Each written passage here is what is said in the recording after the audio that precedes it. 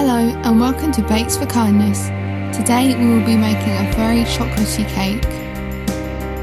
To start with, you will need to preheat the oven to 170 fan, 190 for a non-fan oven or gas mark 5. You will then need to get 2 regular sized cake tins which are about 20 centimeters round and grease them. You can use baking parchment, but I always like to grease it with butter as well, as I find this is what works best for me. First you want to measure 200 grams of golden caster sugar. If you've only got regular caster sugar, that's also fine. Add the caster sugar to a mixing bowl and then measure 200 grams of unsalted butter. I use stork as that's my favourite, but you can also use any regular butter. Using a mixing spoon or a spatula, you want to mix the butter and the sugar together until it's a creamy texture. You can also use an electric mixer to do this if you find it easier. Then crack 4 large eggs into a cup and whisk with a fork.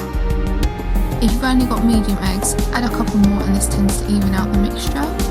Once you've stirred the eggs so that the yolks are broken, add this to the cake mixture and mix it in with the butter and the sugar.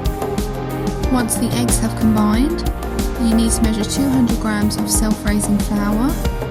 Before putting it straight into the bowl, run it through a sieve. This makes it extra fine and easy to mix. Mix the flour into the mixture. Once you've done that, you want around 4 heaped teaspoons of cocoa powder, or however much you like, depending on how chocolatey you like it. I'm using Cadbury's drinking chocolate powder.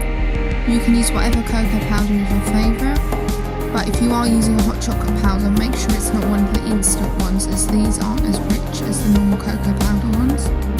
Once this is all mixed in, add a teaspoon of baking powder and mix in, and half a teaspoon of vanilla extract and mix in. 2 tablespoons of milk and mix this in, as well as a pinch of salt. And then you'll want a bag of chocolate chips, or if you've got a bag of bigger chocolate chips, I'd use about half of these and try and cut them up so they're a bit smaller. One problem that I've always had in my bakes is that the chocolate chips would sink to the bottom and would stick to the cake pan, so when it comes to removing the cake, I would just have a load of chocolate chips at the bottom and it kind of rip my cake apart. So what I've done is I'm using this tip that I found, which is cutting the chocolate chips up so they're smaller, and then also sprinkling them in some flour, and then this is supposed to suspend the chocolate chips in the mixture and stop them floating to the bottom as much. So that's what I'm doing here. Once the chocolate chips are all mixed in, you have your mixture all ready. You will then need to divide your mixture between your 2 prepared baking tins. Just get them as evenly distributed as you can and use the back of your spoon or spatula to even it out a bit, making sure it's spreading all towards the edges. You then want to put these into your preheated oven. It takes about 20 minutes, but if you know your oven runs hot, I would check on them after 15 minutes. It's always better to check on it beforehand and then put it in for a little bit more each time than to burn your sponge. When your timer goes off, take them out the oven and get either a cocktail stick or a fork, or if you've got a cake tester, you can use a cake tester. Put it in the middle of the cake. If it comes out clean or with a tiny bit of sponge on it, it means your cake is cooked. If it's a little bit wet, then it means your cake just needs a few more minutes in the oven. So just put your cake back in the oven for a few minutes at a time and keep testing it each time it's out the oven. Once your sponges are cooked, leave them in the tins as they are to cool for 10 minutes. Once your cake has been cooled for 10 minutes, it's time to turn it onto a wire rack. Before you do, get a knife and just run it around the edges of the cake pan, just to make sure that the sides aren't sticking. You can then turn it out onto the wire rack. And this time, it looks like my trick has worked and the chocolate chips look like they've distributed well throughout the cake.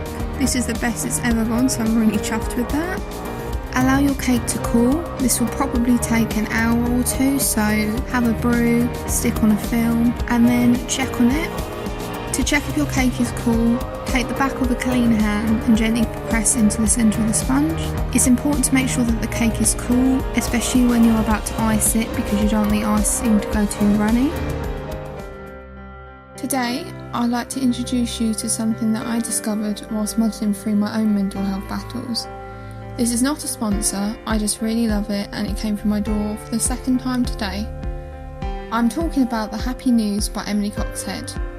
The Happy News is a newspaper that celebrates good news stories from around the world to share uplifting stories that will brighten your day. It is a quarterly newspaper, so it is released every 3 months and is posted directly to your door.